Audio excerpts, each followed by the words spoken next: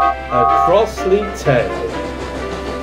One afternoon, Bernard pulled into Knapford station with his train. There, he saw BoCo.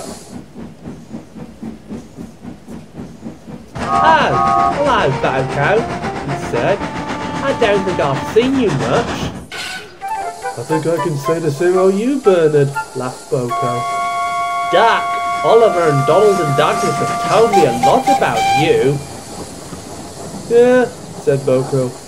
"Although the latter didn't take too kindly to me first." "Oh no," said Bernard. "They told me all about it. By the way, you're a Metrovick, right?" "Yes, I am. I bet you've heard that my class have been unreliable." "Oh, indeed," said Bernard. "There was this one time at the colliery where this diesel was ranting on about the Metrovicks. I remember that day very well." "I tell you, British Rail have finally seen sense by getting rid of those useless Metrovicks. Good riddance, I say. I had to waste my time rescuing them and pulling their trains when I had my own work to do. But at least one thing I can say about you. You're out of date, but you're reliable. Mind how you go." We called him the Gramp of Towton. He was always grumpy when he came over to our colliery. "But, I believe you've been re-engined, have you?" "Yes, I was," said BoCo. And then he told the story about how he got re-engined. After he was purchased by the Fat Controller, BoCo was still having problems with his old Crossley Engine. Bill and Ben found it amusing. "What's the matter, BoCo?" they laughed. "Is your engine making you a bit Crossley?" "Shut up!" barked BoCo. "And take me to the works!"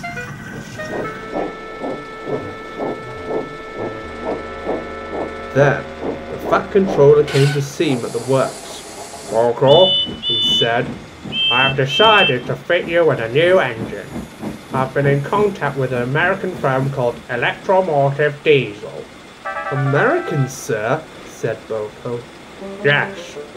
I've heard that those engines have a good track record of reliability, so I've decided to replace your unreliable Crossley engine with an EMD engine of similar power and specifications." BoCo was not too sure about the American engine.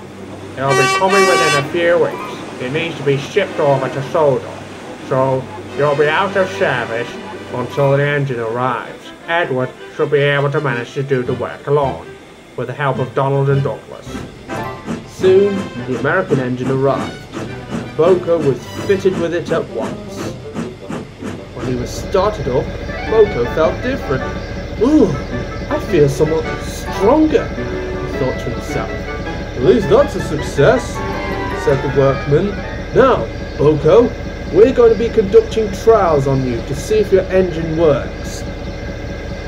Alright, so they tested BoCo on expresses, shunting, and heavy freight. And needless to say, BoCo's engine was far more reliable than his old one, and he did not break down once. A couple of years later, 3 Irish Railwaymen came over to the Fat Controller. "I'm Peter O'Donovan, and here are my colleagues, Jeremy O'Connell and Geoff Byrne. We are interested in your re-engined Metrovick. What is his name?" "You mean BoCo?" said the Fat Controller. "Oh, BoCo," said Jeremy. Then Geoff spoke up. "We are looking to replace the Crossley engines in our locomotives, so we'll be using BoCo to run our tests with." The Fat Controller paused for a minute. "Does this mean you're going to take him over to Ireland? Because it's a different gauge to here on Sodor." "Oh, no, laughed Peter. "We're testing me here on Sodor." "I'll go and tell him right now," said the Fat Controller. He found BoCo pulling a goods train. "BoCo," said the fat controller. 3 railwaymen from Ireland have come and want to run tests on you. Why? Quizzed BoCo. Because they've got engines that were similar to you and your brethren. They want to see if they can replace the Crossley engines with the EMDs. Well, I'm all for it, said BoCo. If it means that they won't be breaking down so much. Right. See them first thing tomorrow morning. And with that, BoCo left. The next morning, the 3 men came over to BoCo's shed. Top of the morning, BoCo, said Peter. Oh, hello, said BoCo. Are you the 3 men from Ireland? Yes, said Geoff. I'm Geoff, and this is Jeremy and Peter. The fat controller agreed to lend you to us to run tests, said Jeremy. Oh yes, I think I know, said BoCo. We have engines on our railway with Crossley engines, like you used to be. They're as unreliable as you were. We're looking to replace them with the EMDs, like Sir Topham Hatt did. So, we are therefore going to run tests to see if it's feasible to replace the engines. So, is this going to be like when I was first tested? Thought BoCo. The first test was the express race. Gordon felt a bit indignant seeing BoCo take his expression. Why is this branch-like diesel pulling my express? It is vulgar. I'm sorry, said Geoff. He's yours for today. So is your express. Oh, the indignity. Does this mean I'm going to have to pull freight? I'm afraid so, Gordon. Oh. BoCo pulled away smoothly with the express. The railwaymen were impressed at BoCo's performance. This has gone above their expectations. BoCo made many runs between Knapford and Vickers, each with successful results. That evening, the men spoke to him. Knew they more. Tomorrow's test will be shunting. The next day, BoCo was sent to the yards.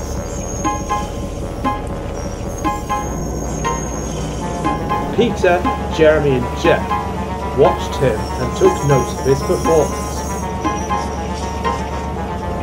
BoCo did his best while shunting. Oh, this is tiring work, he thought, but I mustn't let those men down. And needless to say, he didn't. You're passing your test with flying colours, said Jeremy happily. So the last test is heavy freight. Heavy freight? Thought BoCo. Ooh. He thought back to when he was first tested with his new engine. The next day, BoCo collected a heavy goods train. 3 men were in his cab, ready to take their notes on BoCo's performance. BoCo strained away with the heavy goods train. His engine roaring loudly as he picked up speed. The biggest challenge was Gordon's Hill. If I break down here, thought BoCo, I'll let the men down, and the experiment would be a failure. Don't worry, said his driver. It went well on the first test, so it will go well now. Needless to say, it went well.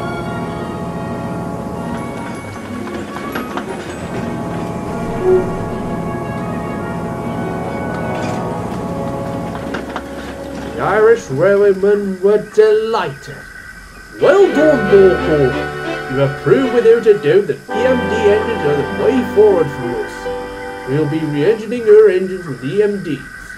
Well done, BoCo, cheered Bill and Bear. It's fair to say you had the luck of the Irish on your side. I don't think it was exactly that, laughed Edward. But well done, BoCo. BoCo felt proud. when the men came back to Ireland, it couldn't come soon enough. What? Broken down again? Yes, I can't go very far without breaking down nowadays. I wish Mr. Byrne would hurry up with his results. Shh, here he comes now. Geoff had the news. Good news.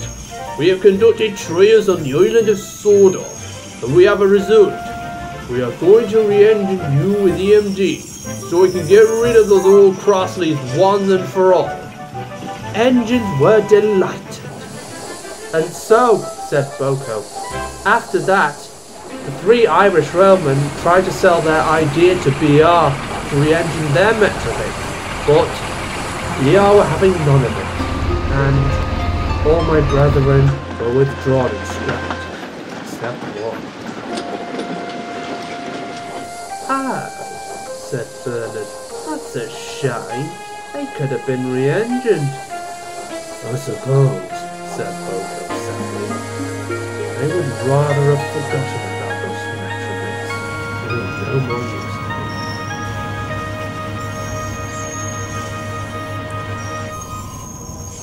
Come on, Bernard, said Bernard's driver. It's time for your evening train. Carol and Joyce are waiting for you. Oh, yes, I must go. Bye, BoCo. That was an interesting story. Goodbye, Bernard, said BoCo. And Bernard went off to find Carol and Joyce at the other end of the platform.